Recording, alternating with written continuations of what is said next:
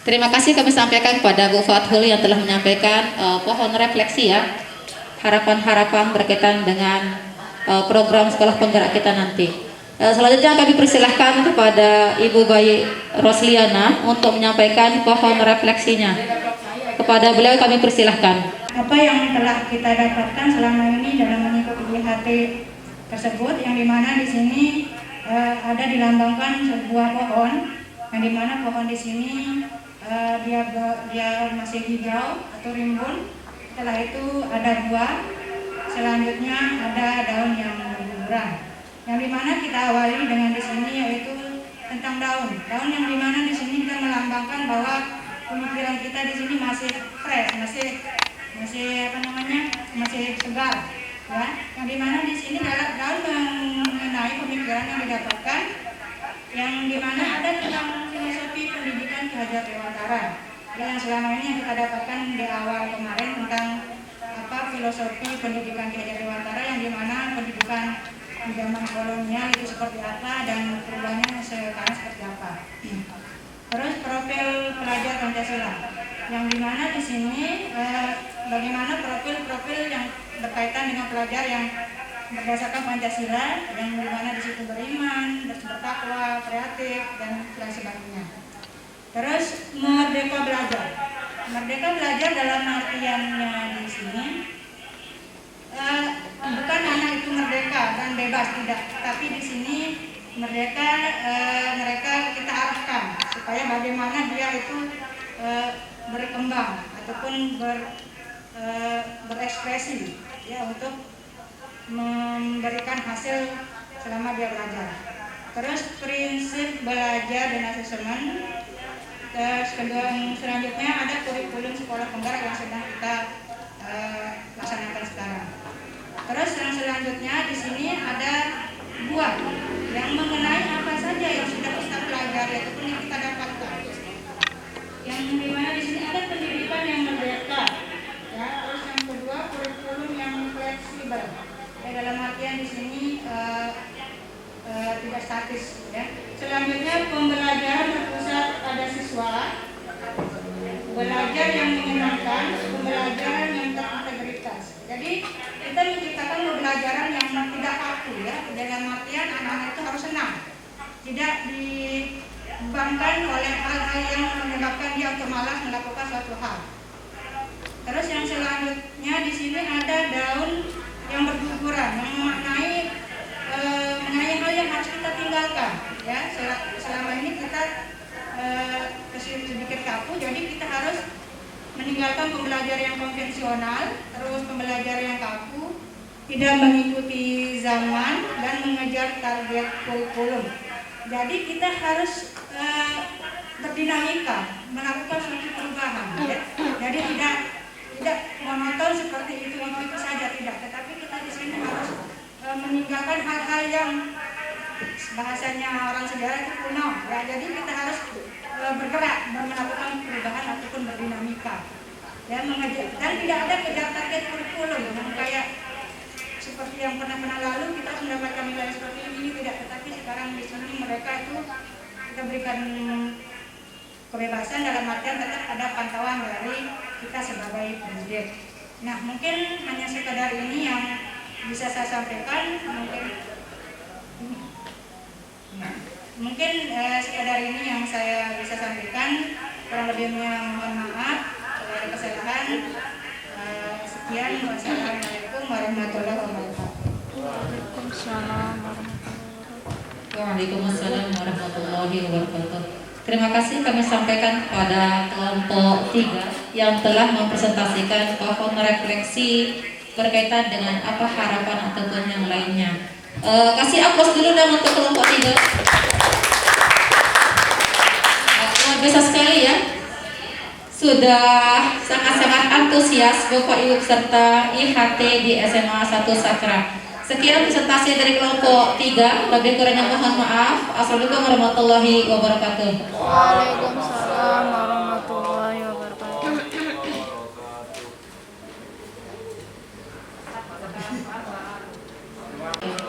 Pertama, saya memberikan apresiasi kepada para kelompok yang sudah mempresentasikan dengan sangat baik. Namun demikian ada beberapa yang ingin saya pertanyakan, khususnya untuk kelompok 3. Yang pertama, ada dua nih ya. Yang pertama terkait dengan istilah merdeka belajar yang disampaikan oleh senter atau penyaji dari kelompok 3 tadi, di mana dikatakan bahwa merdeka belajar bukan berarti merdeka di situ.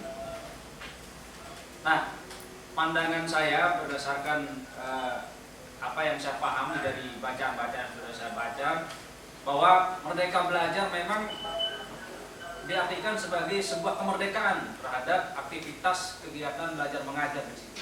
Namun kemerdekaan itu tentu diarahkan terhadap konteks tertentu terhadap kegiatan pembelajaran. Tidak semua hal harus dimerdekakan. Bagaimana tanggapan saudara terhadap pernyataan saya ini? Yang kedua, ada pernyataan tadi yang menarik buat saya adalah kurikulum sekolah penggerak ini tidak kejar target kurikulum. Nah, pertanyaan saya, bagaimana kita selaku guru memberikan standarisasi terhadap capaian siswa kita apabila kita tidak menggunakan target atau standar yang kita gunakan. Umpamanya adalah untuk mengetahui apa yang disebut kompetensi atau ketercapaian materi yang sudah kita ajarkan kepada siswa. Nah, intinya bagaimana kita bisa menyimpulkan atau mengetahui bahwa kita sudah memiliki atau mencapai apa yang harus kita capai di situ. Nah, kalau memang di sini di sini tidak menggunakan atau tidak mengejar target. Itu saja pertanyaan saya. Terima kasih. Assalamualaikum warahmatullahi wabarakatuh. Belajar ya, merdeka belajar. Sebagaimana kita ketahui bersama bahwa merdeka belajar. Oke, silakan kami minta tanggapan dari peserta yang ada di kegiatan kita pada hari ini. Kami persilahkan. Silakan Bapak Ibu yang menanggapi pertanyaan dari Pak Sudarman, silakan.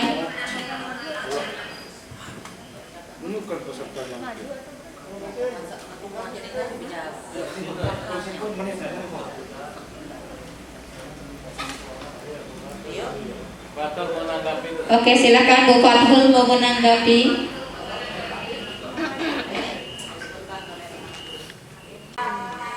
Diskusi awal tadi sebelum kita sampai ke diskusi ini tentang merdeka belajar. Jadi merdeka belajar itu bukan merdeka sebebas-bebasnya kepada anak, tapi ada merdeka belajar itu artinya kita memberikan perlakuan yang berbeda terhadap anak sesuai dengan karakteristiknya.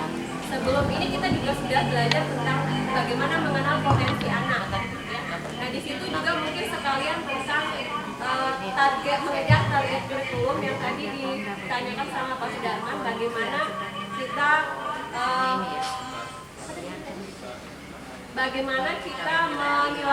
menilai kompetensi yang kita dapatkan.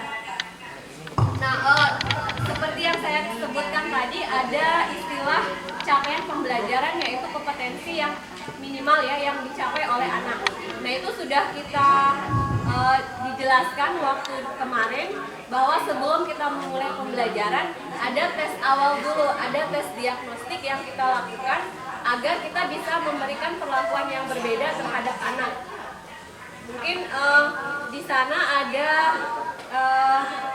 kita menyusun ya, dari sana kita bisa menyusun bagaimana perlakuan yang diberikan kepada anak yang sudah level belajarnya tingkat tinggi, sedang, dan rendah. Mungkin cukup itu aja. Oke, assalamualaikum warahmatullahi wabarakatuh. Ada timbul masalah dalam pemikiran saya di situ terkait dengan ketercapaian target kurikulum tadi. Bagaimana kita bisa mengakhiri sebuah proses dalam katakanlah fase kalau istilah kurikulum ini, misalnya dalam kurikulum yang sebelumnya anak ini naik kelas, kan?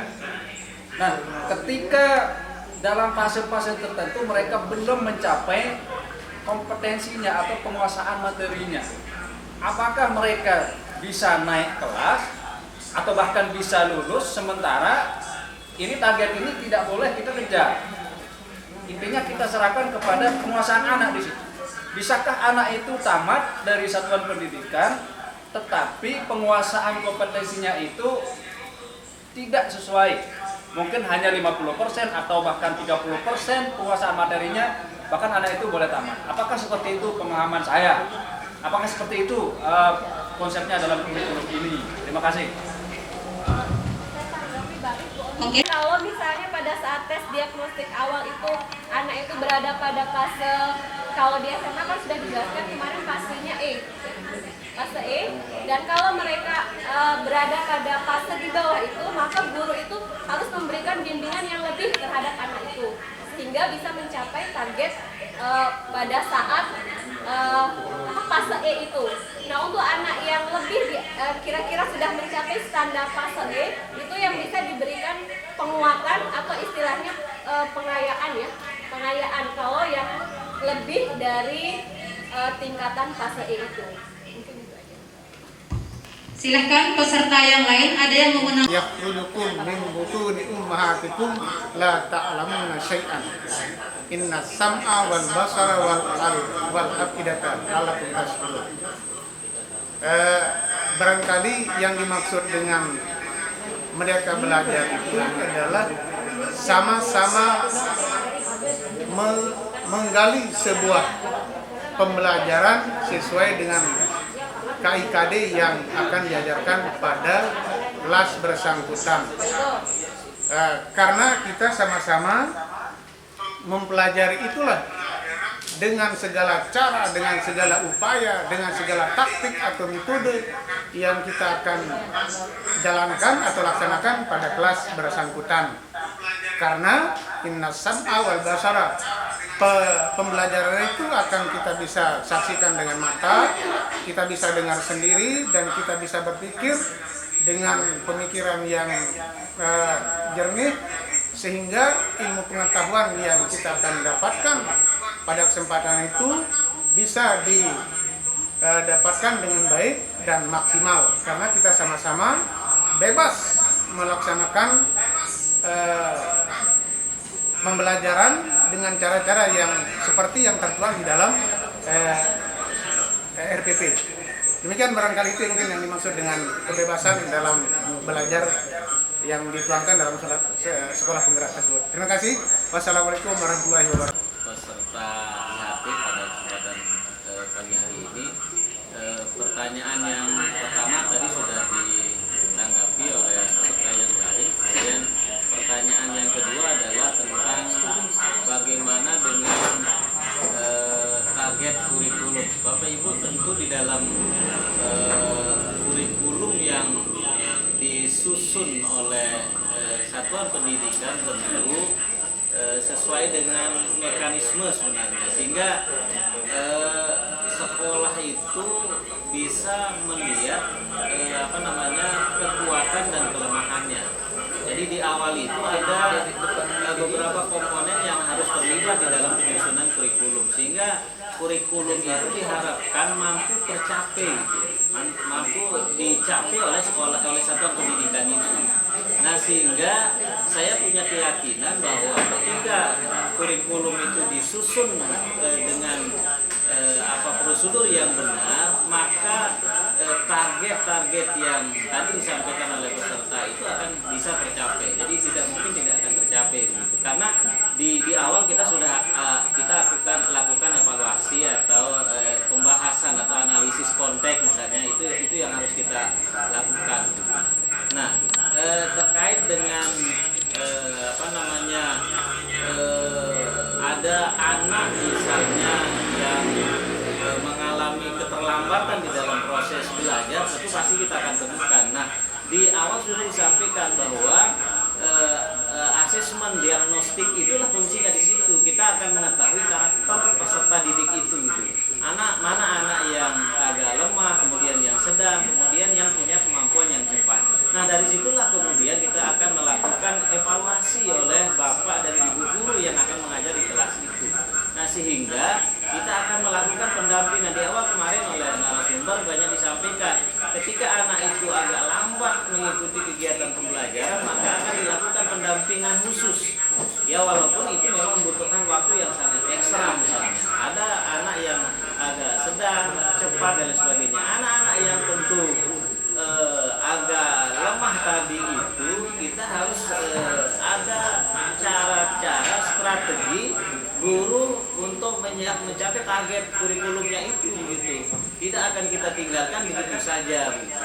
Nah, sehingga apa yang diharapkan oleh kurikulum kemudian satuan pendidikan itu bisa tercapai di dalam menerapkan kurikulum yang sudah kita sepakati di awal. Barangkali itu yang bisa saya tanggapi. Terima kasih. Assalamualaikum warahmatullahi wabarakatuh. Waalaikumsalam. Kurikulum kita ya, yang tadi itu, kemudian nanti profil pelajar Pancasila berkaitan dengan materi profil pelajar Pancasila.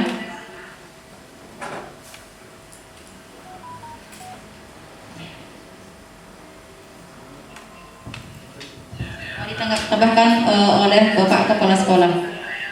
Terima kasih banyak.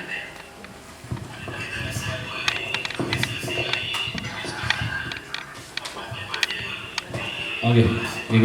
Gak perlu kita nyampaikan dulu sebentar? Gak perlu ya? Oke. Boleh kita menyampaikan dulu ke teman-teman gitu. Alhamdulillahirrahmanirrahim. Bapak Ibu Guru peserta IHT yang saya banggakan, diskusi ini biasanya ramai sekali ya. Nah, ternyata hari ini cukup berpengaruh terhadap Bapak Ibu karena langsung dipantau langsung oleh tim pemantau dari pusat. Nah, ini ada pengaruhnya ternyata Pak Dokter ini. Tentang soundnya, tentang IT-nya yang kemarin udah kita latih dengan tim, bagaimana dia share screen, bagaimana dia komunikasi ya. Ternyata ya masih perlu ditingkatkan lagi ya. Tetapi makasih kepada Bapak Ibu Guru yang sudah proaktif ya. Tadi dari Pak Sudarman pertanyaannya sangat mengena sekali ya. Sangat pas sekali pertanyaannya dan jawaban dari Bapak Ibu Guru dan komite pembelajaran juga sangat bagus. Seperti pada orientasi di awal saya sampaikan, salah satu produk dari kegiatan ini adalah kurikulum operasional satuan pendidikan. Ini produk kita. Di situ nanti akan memuat bagaimana tentang naik kelasnya, terus bagaimana tertinggal, itu kita sepakati sama-sama nanti ya. Jadi prosesnya ini kan dalam proses ya, dalam proses. Jadi pada peserta didik PPDB nanti